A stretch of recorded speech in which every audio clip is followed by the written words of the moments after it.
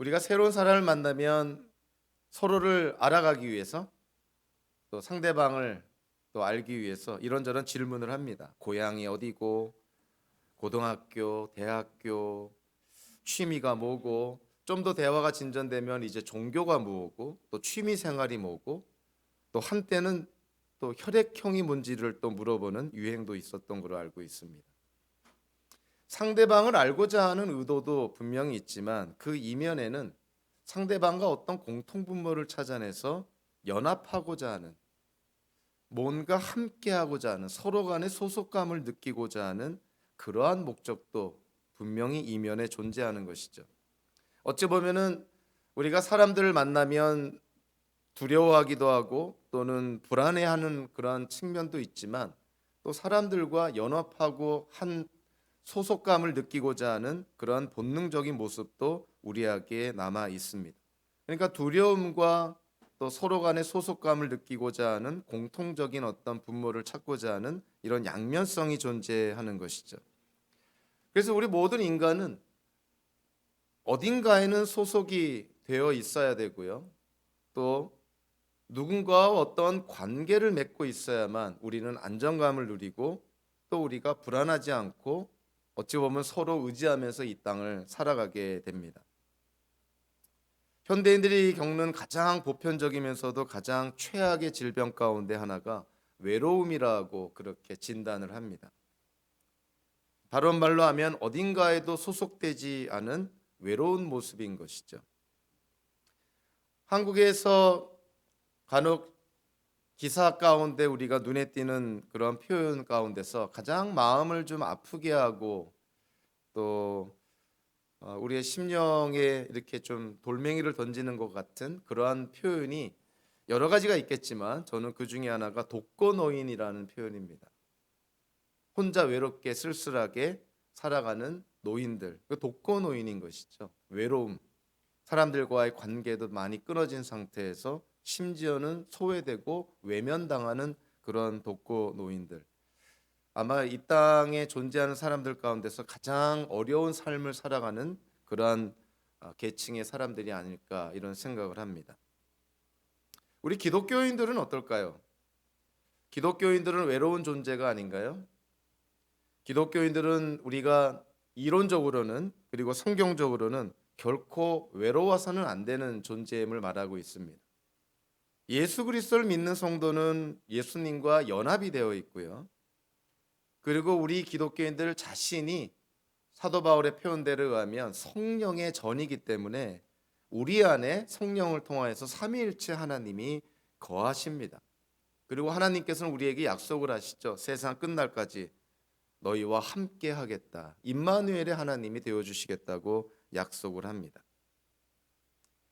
분명히 우리에게 이와 같은 하나님의 약속이 있음에도 불구하고 우리는 많은 때에 외로움을 느끼고 왠지 모르게 외면당한 것 같고 소외감을 느끼는 그러한 외로움 가운데 우리가 살아갈 때가 많이 있는 것이죠. 그래서 그런지 현대 기독교계, 특히 한국 기독교계에 흔히 쓰는 표현 가운데 이 가나안 성도들이라는 표현, 기독교인은 기독교인인데 공동체에 속해 있지 않고 교회에 나가지 않는 이 가나안 성도들이라는 표현을 볼 때마다 안타까운 마음과 동정심이 드는 것 저만의 생각은 아닐 겁니다.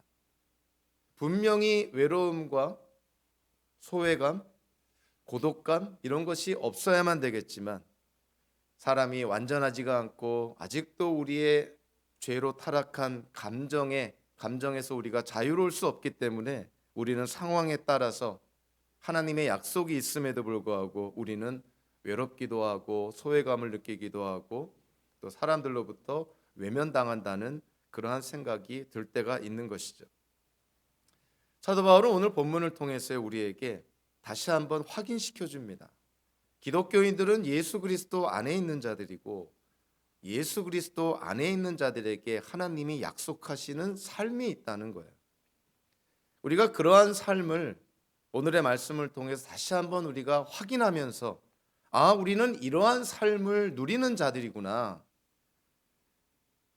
성경을 통해서 그거를 우리가 다시 한번 깨달아서 우리가 이 땅을 살 때 환경에 우리가 일희일비하지 않고요. 우리에게 일어나는 일들에 우리가 온도계처럼 오르락내리락 부침을 겪는 그러한 삶이 아니라 정말 꾸준하게 일관성 있는 정말 하나님 안에서 안정감을 누리는 저와 여러분들의 삶이 되기를 바랍니다.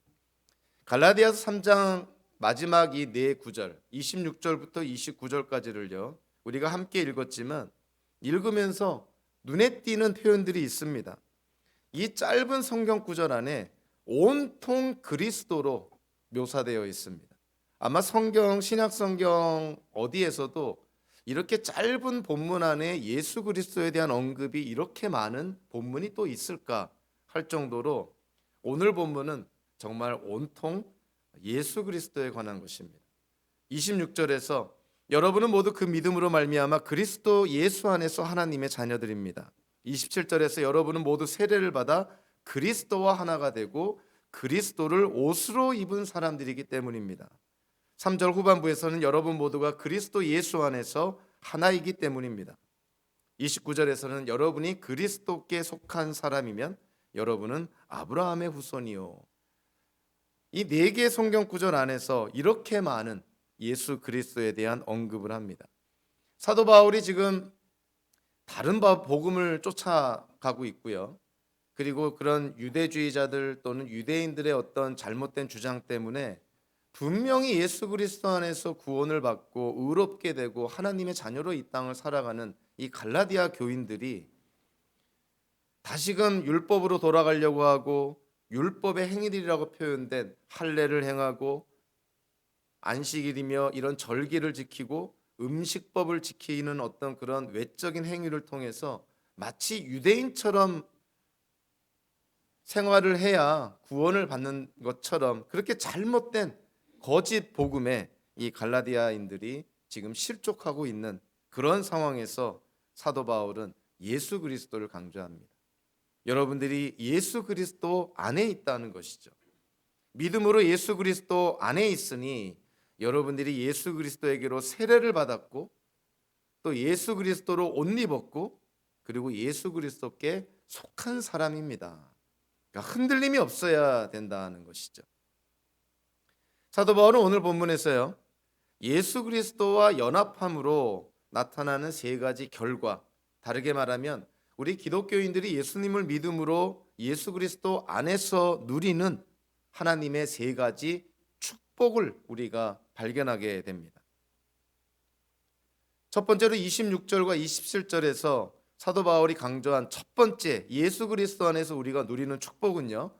우리가 예수 그리스도 안에서 하나님의 자녀가 되었다는 것입니다. 성경에서 믿는 자들에게 약속하는 그리고 믿는 자들에게 선포하는 정말 최고의 축복은요. 우리가 바로 하나님의 자녀라는 사실입니다. 창조주와 피조물의 관계 정도가 아니라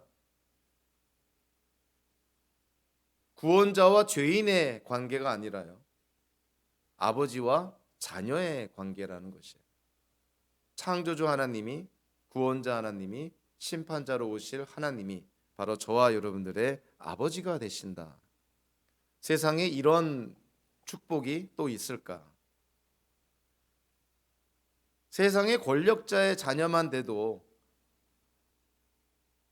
떵떵거리며 살 수 있는 그러한 상황 속에서 온 세상의 온 우주의 왕이시고 결국 이 온 우주 만물을 심판하실 하나님의 자녀가 되었다는 것은요. 우리로서는 정말 상상을 초월하는 하나님의 축복인 것이죠. 우리는 갈라디아 3장을 통해 사도 바울이 강조를 합니다. 예수 그리스도를 믿는 기독교인들은 더 이상 율법으로 정죄받지 않고 율법으로 감옥에 갇히는 그러한 일들은 전혀 일어나지 않는다는 것이죠. 하나님은 더 이상 우리 기독교인들을 율법으로 억제하거나 징벌하시는 그런 훈육관과 같은 분이 아니시다. 예수 그리스도를 믿는 기독교인들에게 하나님은 이제 우리를 있는 그대로 받아주시고 또 우리를 용서하시는 우리의 아버지가 되신다는 것이죠. 그래서 예수님께서 주기도문에서 우리에게 이렇게 기도하기를 원하십니다. 너희는 이렇게 기도해라. 하늘에 계신 우리 아버지. 하나님이 우리의 아버지가 되신다는 것입니다. 사도 바울은 오늘 보면 다음에 나오는 갈라디아서 4장 6절에서 이렇게 선포를 합니다. 그런데 여러분은 자녀이므로 하나님께서 그 아들의 영을 우리의 마음에 보내주셔서 우리가 하나님을 아빠, 아버지라고 부를 수 있게 하셨습니다. 우리가 하나님께 기도할 때 하나님 아버지라고 얘기할 수 있는 것이 바로 우리 안에 계신 하나님께서 우리에게 인쳐주신 선물로 보내주신 성령의 역사라는 것이죠. 고린도전서 12장에서는 사도 바울이 고린도 교회 성도들에게 여러분들이 예수님을 주님이라고 고백하는 것은 여러분 안에 있는 성령의 역사입니다. 예수님을 주님이라고 고백하는 것이 인간의 노력으로 되는 것이 아니라는 것이죠. 예수님을 나의 하나님, 나의 주님, 나의 구세주로 고백하는 것이 우리 안에 계신 성령의 역사라는 것입니다.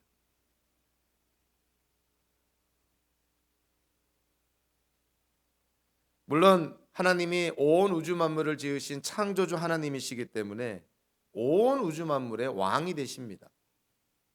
그렇다고 해서 성경에서 계시된 우리가 믿는 하나님이 이 땅에 존재했던 또 이 땅에 존재할 모든 사람의 아버지가 되는 건 아니에요. 그들에게 이 땅에 존재하는 모든 사람들에게 창조주 하나님은 될 수 있지만 성부 하나님은 되지는 못하는 것입니다. 유일하게 성부 하나님이 될 수 있는 대상은 물론 하나님의 아들이신 예수 그리스도를 포함해서요.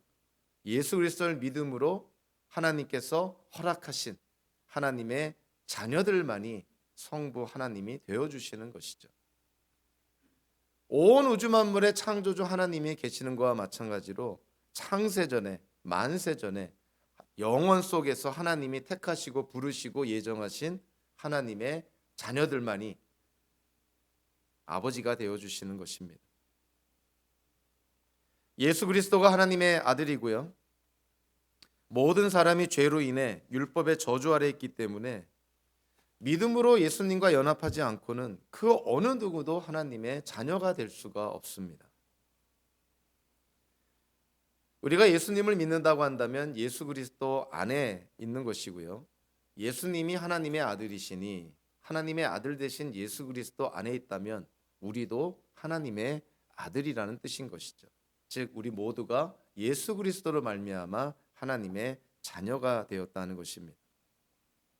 사도 바울은 이와 같이 예수 그리스도 안에서 또 예수님과 영적으로 연합함으로 말미암아 하나님의 자녀되는 축복을 우리가 누리고 있다는 걸 언급하면서요. 27절에서 그러면 도대체 예수 그리스도와 연합되었다는 것은 어떤 의미가 있습니까? 또 어떠한 과정이 있습니까? 두 가지의 그런 양면성을 언급하면서 27절을 풀어 나아갑니다.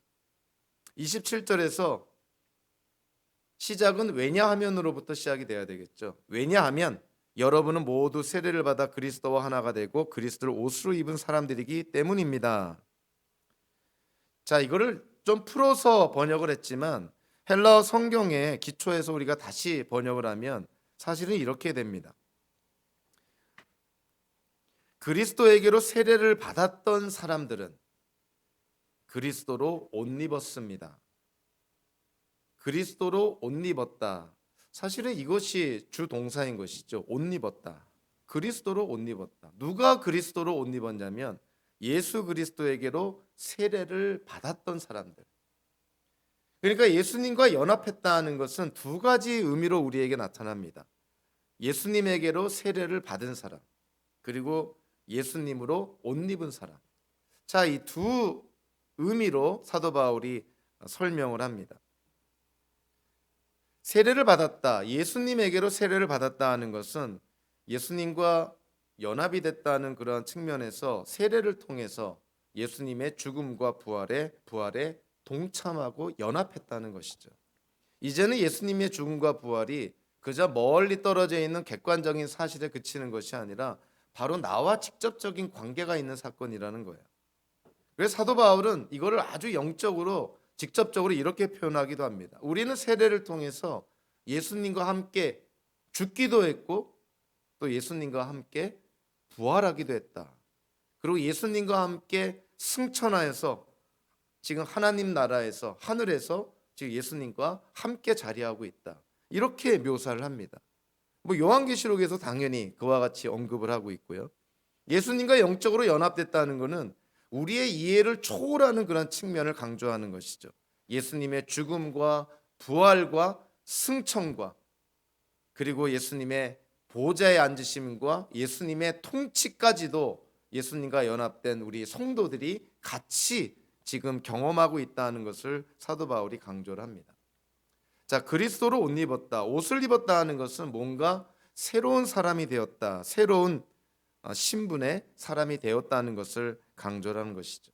그리스도로 옷 입었다 하는 것은 이제 기독교인들의 삶, 기독교인들의 정체성이 예수 그리스도로 말미암아 완전히 바뀌었다 하는 것을 의미합니다. 특별히 우리가 좀 눈여겨봐야 될 것이요, 세례를 받았다, 그리스도로 옷 입었다, 이 표현들이 다 과거형이고 직설법입니다. 그러니까 이미 과거에 일어난 사건들이에요. 우리가 예수 그리스도를 믿음으로, 자, 어떤 과거적인 사건들이 일어났습니까? 예수님에게로 세례를 받았고 예수님으로 옷 입었다. 이것이 과거적으로 이미 다 일어난 일들이라는 거예요.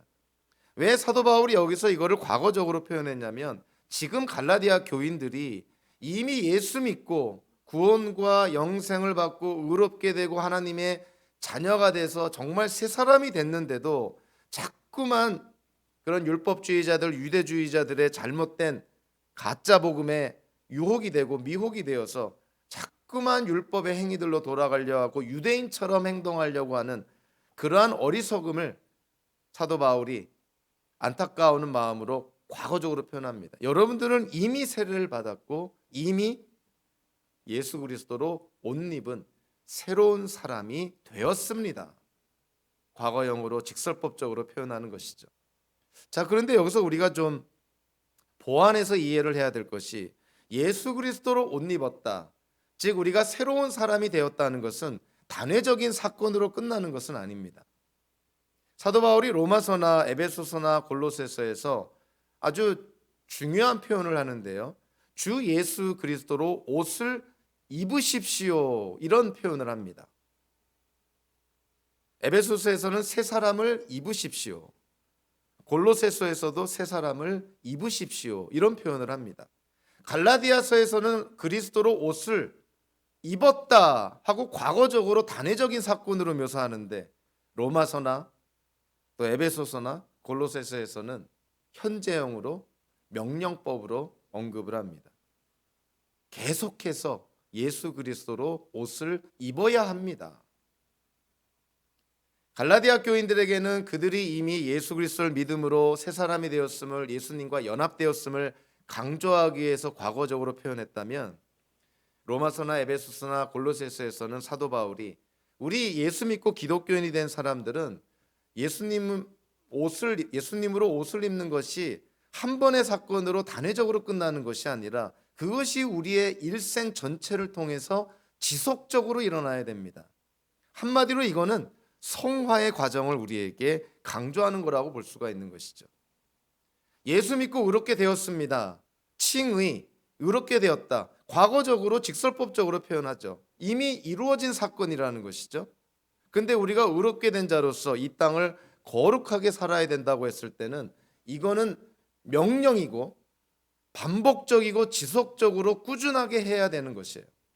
그래서 이미 일어난 일에 대해서 과거적으로 직설법적으로 표현했다면, 우리가 지속적으로 감당해야 될 거룩한 삶을 추구할 성화의 과정 속에 살아야 될 기독교인들에게 사도 바울이 현재형으로 명령법으로 그렇게 표현하고 있는 것이죠. 주 예수 그리스도로 옷을 입으십시오. 입었다가 아니라 계속 입어야 된다는 거예요. 거룩한 삶을 추구하는 것, 성화의 과정을 사는 것은 한 번에 끝나는 것이 아니라 우리의 일생 전체를 통해서 꾸준하게 지속적으로 감당해야 된다는 것이죠. 바울은 갈라디아 교인들에게 그들의 신분과 그들의 정체성이, 그들의 삶이 예수 그리스도를 믿음으로 말미암아 완전히 새롭게 됐다는 것을 강조합니다. 갈라디아서뿐만이 아니고 다른 바울 서신서를 통해서는 바울이 완전히 새롭게 된 기독교인들에게 새로운 삶을 계속 실천해 나갈 것을 그렇게 또 촉구를 하고 있는 것이죠. 우리는 예수를 믿음으로 의롭게 되었을 뿐만이 아니라 여전히 우리는 이 땅을 살면서 의로운 삶을 살아가야 된다는 것이에요. 의롭게 된다는 칭의와 거룩한 삶을 산다는 성화는 개념적으로는 이것이 구분이 되지만 절대 분리되지 않습니다. 예수 안에서 의롭게 된 자는 당연히 예수의 형상을 쫓아서 거룩한 삶을 추구하게 되는 것이죠. 사도 바울은 그리스도 안에서 우리가 하나님의 자녀가 되었습니다.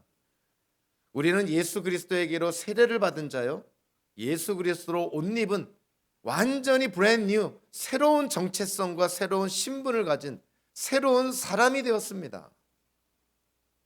두 번째로 예수 그리스도 안에서 사도 바울이 갈라디아 교인들이 누리고 있는 두 번째 축복을 언급을 합니다. 그것은 28절 후반부에 나와 있는 건데요. 한마디로 여러분 모두가 그리스도 예수 안에서 하나이기 때문입니다. 예수 그리스도 안에서 갈라디아 교인 여러분 모두가 하나입니다. 다르게 표현하면 여러분 모두가 동등한 존재입니다. 28절 전반부에 사도 바울이 그 당시에 헬라 로마 시대뿐만이 아니고요, 세계 역사 속에서 꾸준하게 등장하는 대표적인 세 가지 종류의 차별을 언급하고 있죠. 하나는 인종차별이고, 하나는 신분차별이고, 하나는 성차별입니다. 유대 사람, 그리스 사람, 예수 그리스도 안에 유대 사람, 그리스 사람, 이런 차별이 있을 수가 없다. 우리는 스스로의 노력으로 구원을 받을 수 없는 존재. 그래서 우리 모두 동등하다는 거예요. 우리는 구원을 필요로 하는 존재이기 때문에 우리는 또한 동등하다는 것이죠. 우리는 하나님께서 우리에게 무료로 값없이 주신 그 구원을 통해서만 우리는 완전히 해방될 수 있는 그러한 동등한 존재라는 것이죠. 그래서 우리가 하나님 앞에 동등하다는 것은 이거는 진정 차별이라는 것이 있을 수가 없다는 것을 의미합니다. 그래서 우리가 하나님 앞에 동등하기 때문에 이런 신분이나 인종이나 성의 어떤 구별 이런 거를 뛰어넘어서 우리는 하나님 안에서 진정한 펠로우십, 사귐과 교류, 교제를 할 수 있게 된다는 것이죠. 세계 역사 속에서 얼마나 많은 인종차별과 신분차별과 성차별이 있었는지 모릅니다.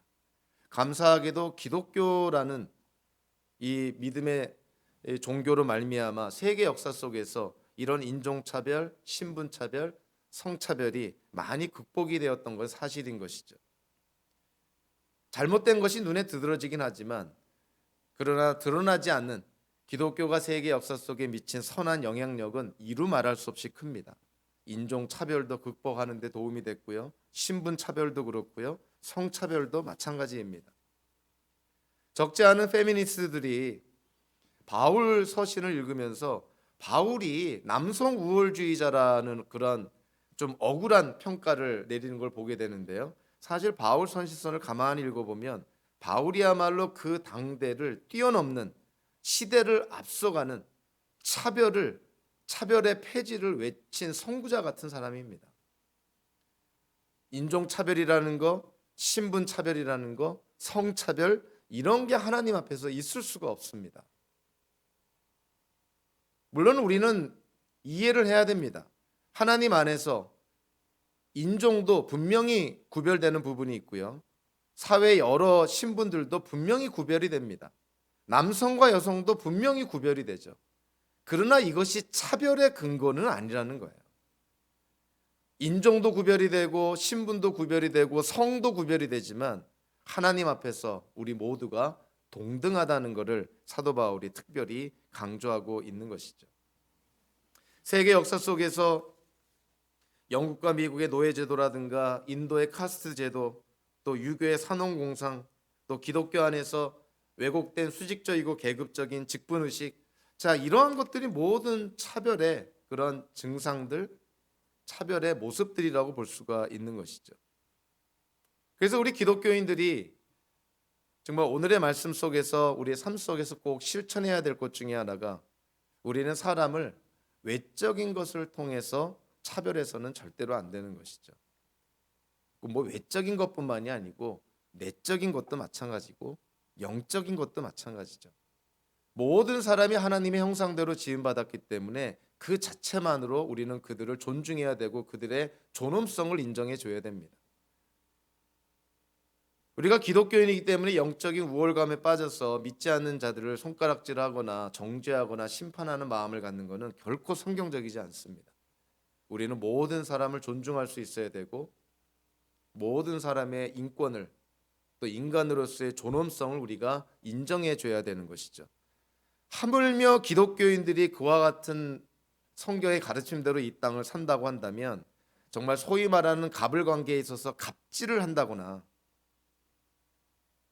자신을 뽑아준 국민을 개돼지로 표현하는 그런 어처구니 없는 정치인이나 권력자 같은 모습은 기독교인들에게 있어서는 절대로 나타나서는 안 되는 것이죠.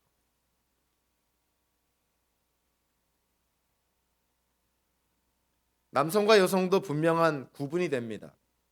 가정에서든 공동체에서든 사회에서든 그 나름대로 역할이 있는 것이죠. 그러나 남성과 여성의 역할이 구분된다고 해서 그 남성과 여성의 구분이 남성과 여성을 차별하는 기준이 절대로 될 수가 없는 것이죠. 가정에서의 아버지의 역할과 어머니의 역할이 그리고 자녀의 역할이 다릅니다. 그렇지만 하나님 앞에서 아버지나 어머니나 자녀들이나 다 동등한 것이죠. 교회 안에서 주어진 직분에 따라서 감당할 책임은 다르지만 교회를 구성하는 모든 교인들은 하나님 앞에서 다 동등한 것입니다. 구분되는 부분이 있지만 구분되는 것이 차별의 근거가 될 수는 없는 것이죠. 그래서 사도 바울이 지금 갈라디아 교인들에게 여러분들이 그리스도 안에서 극복한 이러한 차별이 있습니다. 신분 차별도 극복을 했고 인종 차별도 극복을 했고 성 차별도 극복을 했습니다. 왜냐하면 여러분들이 그리스도 안에서 하나이기 때문입니다. 한 몸이기 때문입니다. 동등하기 때문입니다. 모든 사람은 하나님 앞에서 동등합니다. 그의 인종과 신분과 성 어떠한 모든 것을 초월해서도 모든 사람은 하나님 앞에서 동등하다는 것을 우리가 꼭 잊어서는 안 되는 것이죠. 성경에서 하나됨에 대한 표현이 다양하게 나오죠. 우리는 삼위일체 하나님을 생각합니다. 성부, 성자, 성령의 하나님 구별되지만 하나이신 하나님이시죠. 인간도 사도 바울의 표현대로 한다면 영혼육으로 구성되어 있지만 영혼육이 구별은 되지만 결국 사람은 하나입니다. 부부도 한 몸이라 그러죠. 남편과 아내가 구별은 되지만 부부도 하나라고 언급을 합니다. 자, 교회도요. 예수님의 몸된 교회라고 비유를 했을 때 교회를 구성하는 수많은 지체들이 있습니다. 다 구별되는 것이죠. 지체와 지체 간에, 교인과 교인 간에, 역할과 역할 간에 다 구별이 됩니다. 그럼에도 불구하고 교회는 한 몸을 이루는 것이에요. 교회는 하나가 되어야 된다.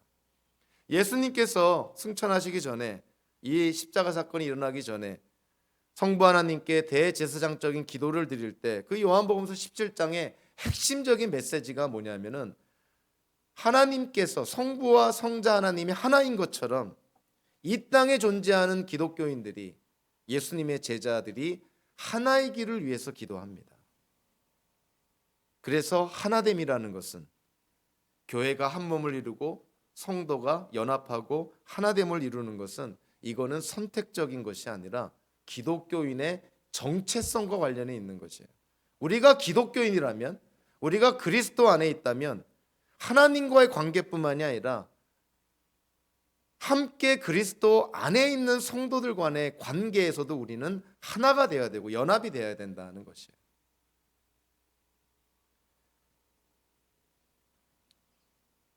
사실 오늘 본문 26절, 27절, 28절에 보면은 공통적으로 나오는 이런저런 모양의 표현이 있습니다. 26절에 여러분은 모두, 27절도 여러분은 모두, 28절도 여러분 모두. 그래서 26절, 27절, 28절에서 사도 바울이 특별히 강조했던 것이 바로 이 모두라는 표현에 있지 않나. 지금 갈라디아 교인들에게 하나님 앞에서는 유대인이나 이방인이나 하등의 차별이 있을 수가 없습니다. 하나님 앞에서 여러분들이 다 동등합니다. 모두라는 표현이 그거를 강조하고 있는 거예요. 유대인이나 이방인이나.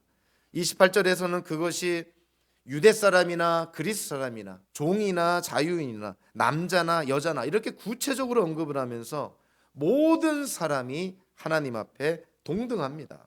모든 사람이 예수 그리스도 안에서 하나입니다. 사도 바울은 그리스도 안에서 우리가 하나님의 자녀가 되었고요, 또 그리스도 안에서 성도들 간에 하나가 되었음을 그렇게 강조하고 나서 마지막 29절에서 사도 바울은 우리가 그리스도 안에서 아브라함의 후손이 되었음을 명시합니다. 29절 전반부에 예수 그리스도께 속한 사람이면, 이 표현은 사실 그리스도 안에 있으면과 같은 의미인 것이죠. 예수 그리스도께 속해 있다는 것은 곧 예수 그리스도 안에 있다는 것이죠. 그래서 예수 그리스도에 속해 한 사람, 예수 그리스도 안에 있는 사람, 다 예수님을 우리의 인생의 주인으로 모시고 이 땅을 살아가는 사람들입니다. 그래서 예수님께 속한 사람, 예수 그리스도 안에 있는 사람은 바로 아브라함의 후손이고 아브라함의 상속자다, 이렇게 묘사를 합니다. 29절에서 여러분은 아브라함의 후손이요 약속을 따라 정해진 상속자들입니다. 우리는 여기서 아브라함의 후손이라고 단수형으로 표현했지만 이것이 집합명사라는 것을 우리는 이미 앞 본문에서 함께 나눴습니다. 아브라함의 후손들, 그렇기 때문에 상속자들이라고 표현한 것이죠. 갈라디아서 3장에서요 이 후손이라는 표현이 등장을 하는 것이 여기가 처음이 아니라 사실 갈라디아서 3장 16절에서도 등장을 하게 되죠. 16절에서 하나님께서 아브라함과 그 후손에게 약속을 말씀하실 때 갈라디아서 3장 16절에서 사실 창세기에서 이 후손이라는 씨라는 단어가 쓰여질 때는 이것이 주로 집합명사로 사용이 됩니다. 그래서 유대인들이 자기네들이 아브라함의 후손들이다, 그래서 자기네들이 하나님의 유업을 받을 자들이다, 그러니까 유대인들만이 하나님의 유업을 받을 자들이라고 그렇게 주장을 했던 것이죠. 근데 사도 바울이요 그 창세기에서 언급된 아브라함의 씨, 아브라함의 후손이라는 단어를 이 갈라디아서 특별히 3장 16절에서 기독론적으로 해석을 합니다. 즉 예수님 중심적으로 해석을 하는 것이죠. 그 아브라함의 후손이 단수형이지만 집합명사의 의미를 갖고 있는데 사도 바울은 단수형이라는 데 초점을 맞추어서 그 아브라함의 후손이 다름 아닌 예수 그리스도라고 지목을 합니다. 자, 그래서 16절에서 하나님께서 아브라함과 그 후손에게 약속을 말씀하실 때 그 후손이 바로 그리스도라는 것이죠. 그러니까 하나님께서 아브라함에게 약속하실 때 아브라함의 후손에게도 같이 약속을 했다는 거예요. 그 아브라함의 후손이 누구라는 거예요? 예수님이라는 거예요. 그러니까 하나님께서 아브라함에게 약속한 것이 뭡니까? 하나님의 약속을 아브라함이 믿었을 때 하나님께서 아브라함에게 약속을 하시죠. 너에게 많은 후손이 있을 것이고 내가 이 땅을 너에게 주겠다.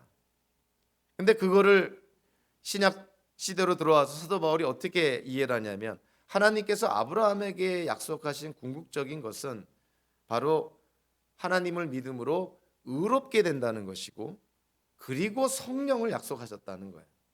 그러니까 하나님께서 아브라함에게 약속한 것이 의로움과 성령이라는 것이죠. 근데 하나님이 아브라함에게 약속할 때 아브라함의 후손에게도 약속했다. 그 아브라함의 후손이 바로 예수님이라는 거예요. 그러니까 창세기에 그 단수형으로 나오는 집합명사를 단수형에 주목해서 아, 예수님도 약속을 받은 거구나. 아브라함만 약속을 받은 것이 아니라 아브라함과 함께 하나님의 약속을 받은 아브라함의 자손이 바로 예수님이라는 거예요. 그러니까 예수님이 약속을 받았다는 거예요. 의롭게 되는 것과 성령을 받는 것.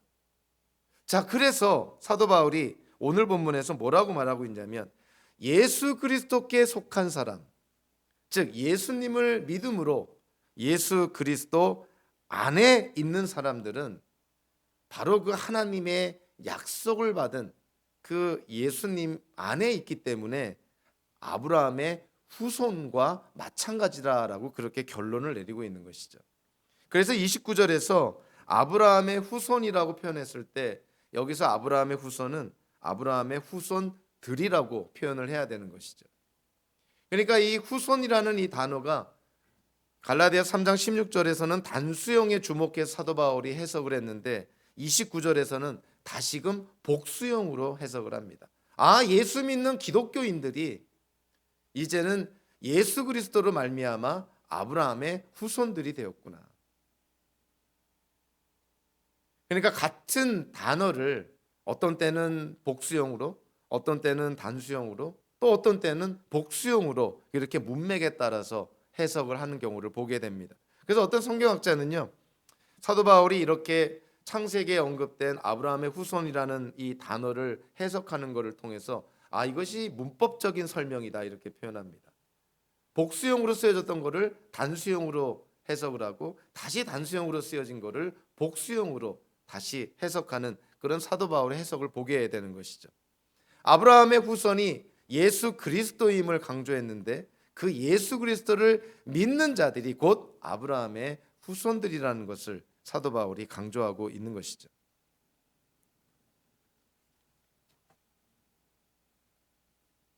로마서 4장 13절에 사도 바울이 거의 같은 맥락으로 이렇게 언급을 합니다. 아브라함이나 그 자손에게 주신 하나님의 약속, 곧 그들이 세상을 물려받을 상속자가 되리라는 것은 율법으로 말미암은 것이 아니라 믿음의 의로 말미암은 것입니다. 아브라함이나 아브라함의 자손들이 하나님의 약속을, 하나님의 유업을 받아 누릴 수 있는 것은 다름 아닌 믿음의 의 때문이다. 믿음의 의로 말미암은 것이다. 즉 예수 그리스도를 믿음으로 주어지는 의로움 때문에 하나님께서 아브라함에게 약속한 것을 기독교인들도 받아 누리게 된다는 것이죠.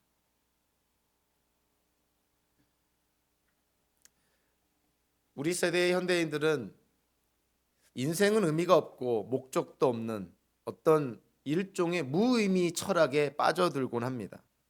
그러니까 사는 목적을 못 찾는 것이죠.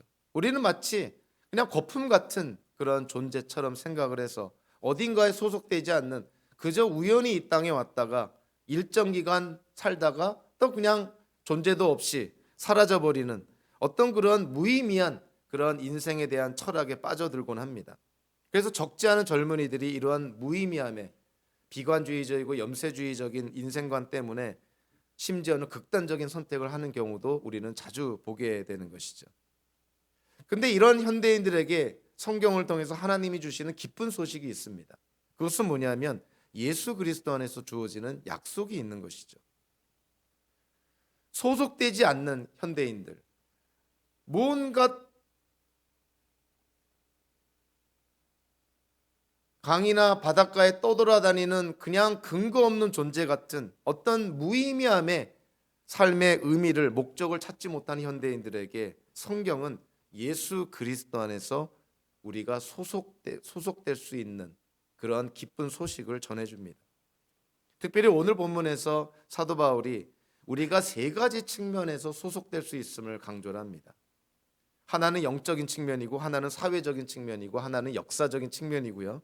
3차원적으로 보면은 높이와 넓이와 길이라고 볼 수가 있는 것이죠. 수직적이고 횡적이고 종적으로 우리가 이해를 하게 되는 것이죠. 우리가 예수 그리스도 안에 있으면 1차적으로 사도 바울이 강조한 게 뭐냐면 하나님의 자녀가 됐다는 거예요. 하나님의 관계 안에서 우리는 안정감을, 소속감을 누리게 된다는 것이죠. 예수 그리스도를 믿으면 그냥 지식적인 동의에 그치는 것이 아니라 실질적으로 하나님의 자녀가 되어서 하나님과 관계를 맺고 하나님이 우리를 알고 우리가 하나님을 아는 이런 인격적인 관계 속에서 우리는 소속감을 가지게 된다는 거예요.